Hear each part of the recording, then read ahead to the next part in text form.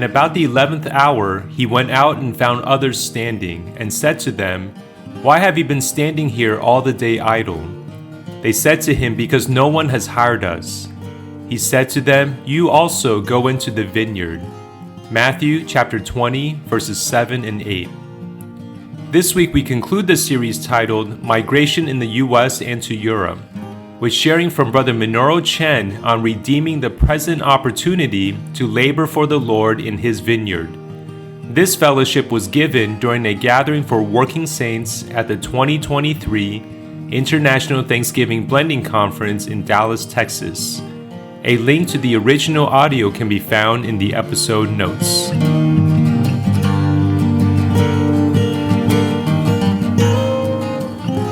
Amen and an amen, 1,000 amens to the Two Brothers Fellowship. Sorry I missed the other fellowship. So I want to just stand with that completely, fully, whether it is USA or North America, or whether it's across the pond on the other side of the Atlantic in Europe. With the change and the current international events, the hotspots there in Middle East, of course, with Israel, but with the war in Ukraine, right in front of our eyes, the geopolitical situation is in an upheaval. Besides the volatility of the circumstances, there is another major shifting, tectonic plate shifting in the world order today. And so God is the hidden one, and still Christ is on the throne administrating everything. We have full faith in that. But all that is for one thing. The world situation is always an indicator of God's move on the earth. So what that means is all these crazy things that are happening is not just causes for more anxiety, at least not to us. It should strengthen us with the belief that God is still at work, that there is a divine history still being written in the human history, and we're all part of that divine history.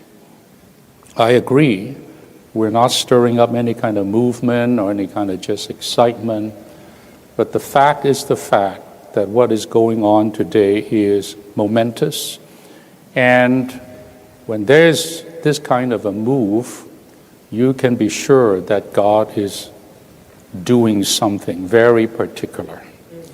And I wish that none of you would miss this present opportunity right now. Right now. We don't know how many more years there will be when the Lord will come, but we know that that day is indeed drawing near.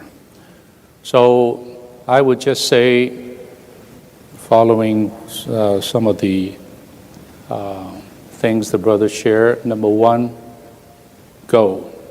But go to do three things. Number one, go to live.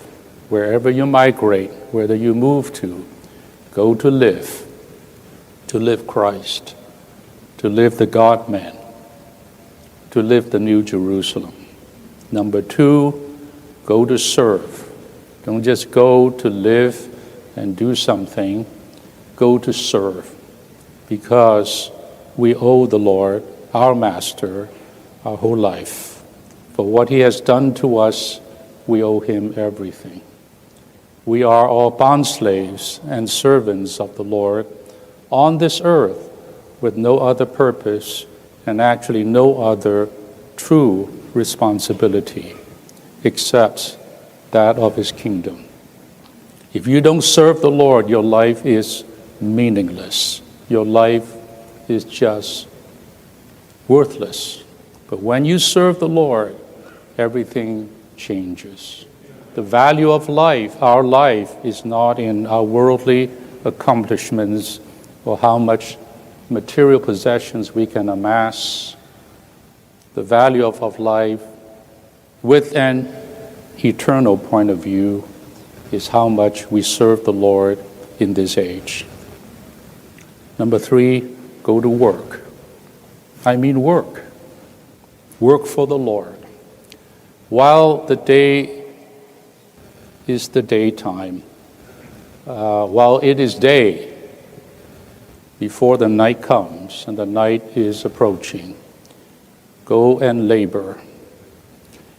It says at 5 o'clock or something, right? It's the last shift in that parable of the vineyard. The master is still calling. We are at the 5 o'clock of the church age. We're there. But the master is still calling, still opening his vineyard for those who may enter in it to work for him. And it says, the last will be the greatest. I don't know how that works, but that's the Lord's work. So don't live our life idle. Idle simply means in Greek, useless. No profit. Your life is just throw it away, means nothing. This life, if we would give all to the Lord for Him, to work for Him, for His vineyard, for His interest, will be one that God, the Lord, will acknowledge for eternity. So, working saints, it's your time. It's your hour. It's your turn. The last thing I would like to say is, tonight I'm going to give my assigned message, and I hope you will pay attention to me. Of course, you should pay attention to every message, but since I'm giving it, so pay attention to me. And I say that not because of me, but because of a certain importance in the word tonight that will affect you, should affect the rest of your life.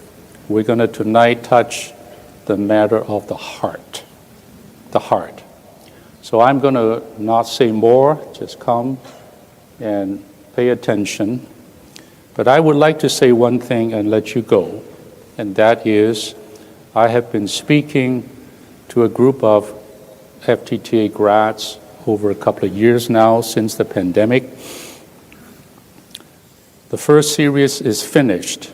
I spoke just on my spirit with an exclamation point. The 25 messages in all, just to study my spirit in the scriptures, the entire scriptures. Now I'm on to the second series. Guess what? It's called My Heart, exclamation point. And this would be a complete study of the scriptures on the matter of the human heart or the Christian heart in quite a bit of detail.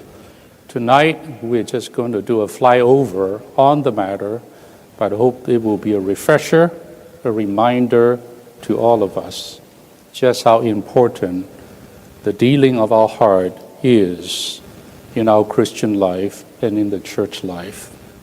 So if you want to access any of those material, I believe it is myspirit.bible. Is that an exclamation point? So myspirit.bible, you can get that, or myheart.bible, you can get that. I believe there are audio and AV files for you if you wish.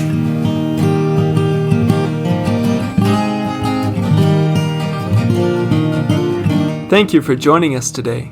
To hear the complete recording and other messages, please visit livingtohim.com. If you would like to receive regular updates from us, please subscribe to this podcast and join our mailing list on our website. You can also find us on Facebook, Instagram, and YouTube, where our handle is @livingtohim.